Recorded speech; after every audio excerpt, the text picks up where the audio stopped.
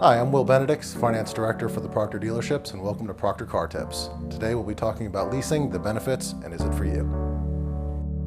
So what is leasing, and how did it begin? Leasing is rapidly becoming one of the most popular ways to finance your vehicle. 6 years ago, less than 1/6 of the cars sold were leased. This year, we're on track to lease over 25% of the cars in the United States. To take a look at what leasing is, we have to understand how it began.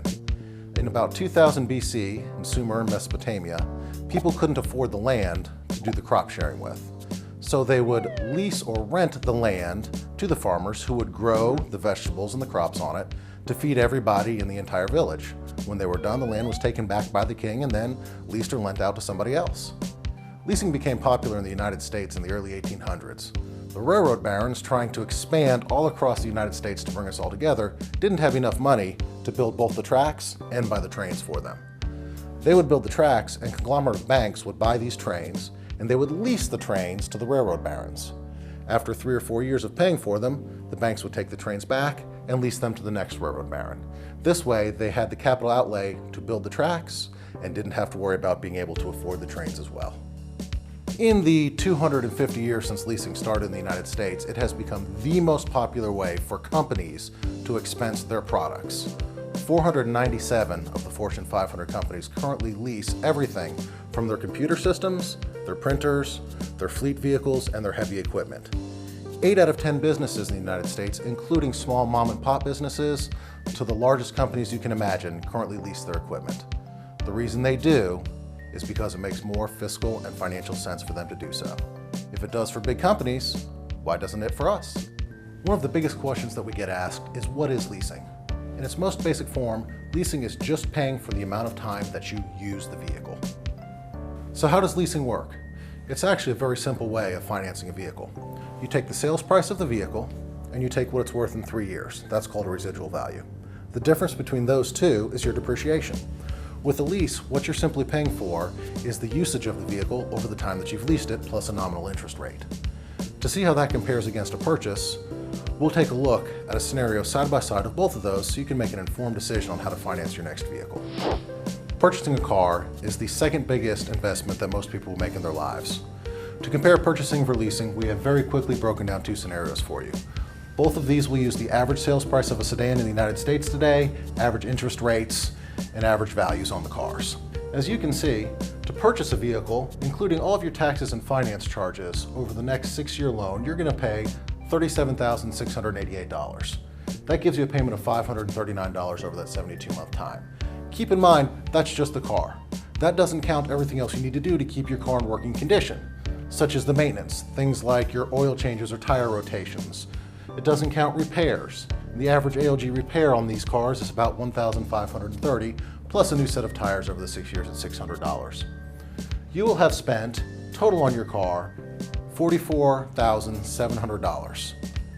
At the end of that time, according to Manheim, according to Edmunds, and according to KBB, your car is worth $10,200.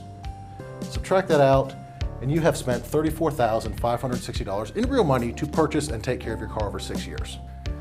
Now let's take a look at leasing using the same parameters as we did on the purchase. Your payments would be $400 over 36 months. The reason they're less is because you're only paying for the usage of the car over the amount of time that you lease it, which means your taxes and your finance charges are a little bit less. You'll have paid $14,400 over the life of the 36-month lease. At the end of the lease, you pay $300 to turn that vehicle back in, and you're up to a total of $14,700 to drive the vehicle over 3 years. Now let's include all the rest of the vehicle ownership. Your maintenance charges come out to $872 over the 3 years, bringing you up to $15,572. You will not have any repair bills because you're covered under factory warranty for the life of the lease, and you will not need to put any new tires on the car. You come up with $15,572 total to drive the car for 3 years. After that lease is over, you get to pick a 3-year newer car and do it all over again. You have paid $31,144 to lease that car over 6 years versus the $34,564 to purchase the vehicle over the 6 years. What happens if you drive more than the average miles? Leasing could still be a viable option for you.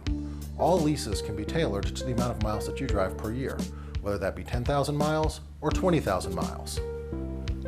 So what happens at the end of your lease? You have 3 options. The first option is to simply turn your vehicle back into the leasing company. The second one is to buy or lease, and the third one is to use it as a trade-in. To figure out which one of those is most advantageous for you, there's a couple of simple things to look at. Has the car been in an accident? Give it back to the lease company. Have you driven less miles than your lease allowed? If so, it may be advantageous for you to buy this vehicle because you can buy it for less than that residual amount, which you'll remember is the amount they said the vehicle would be worth in 3 years. Let's say that residual amount is $15,000, but the car's worth $16,000. Go ahead and buy it. You've got $1,000 worth of equity, or use it as a trade-in and use that equity as a down payment towards your next vehicle. Let's say that the car's only worth $13,000 and the residual value is $15,000. In this case, you're going to want to give the car back to the lease company and don't worry about taking the loss yourself. And the third option, if you do decide to release a vehicle, most of the times they will waive the disposition fee we talked about on the board, and the total amount you spent will have gone down a little bit. What happens at the end of your lease if you have a lot of wear and tear on your car? Keep in mind, the leasing company expects this car to be used over 3 years. They expect 3 years worth of wear and tear on your vehicle. They know it's going to have some scratches, some dings, and the interior is not going to look perfect. What happens if it goes over and above that? You need to talk to the leasing company and to your finance professional. Most leases will have an excess wear and tear waiver that allows for a certain amount of over average wear and tear to be just forgiven for you at the end of the lease. If you do use your vehicle for more than everyday purposes, including hauling, transporting, and things of that nature where you would put more than excess wear and tear on the vehicle, you may want to look at a purchase instead of a lease. Everybody knows when you purchase a vehicle, you can do a 2-year loan up through a 7-year loan. What about leasing? Your average lease term is going to be 3 years, although terms are available from 2 up until 5 years.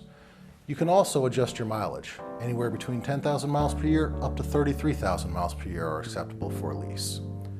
At the end of the lease, if you've enjoyed the vehicle and you're not ready to make another decision, call your leasing company. Most lease companies will let you extend your lease for up to another year at the same price and with the same amount of mileage as allowed in that next year. Can I accessorize my leased vehicle? Certainly. Any factory available accessory you can put on your leased vehicle.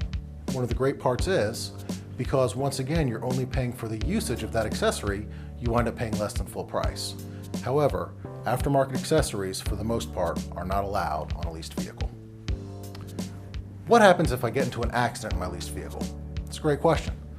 Let's say the accident's bad enough to where your vehicle is totaled. It's very simple. You walk away from it. You don't have to worry about any negative equity. The lease simply ends and you can go lease or purchase another vehicle.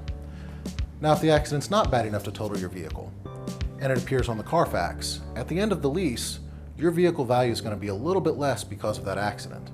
But remember, you already agreed on a residual value with the lease company. If it's worth any less, it's not your responsibility. The accident will not be held against you at the end of the lease.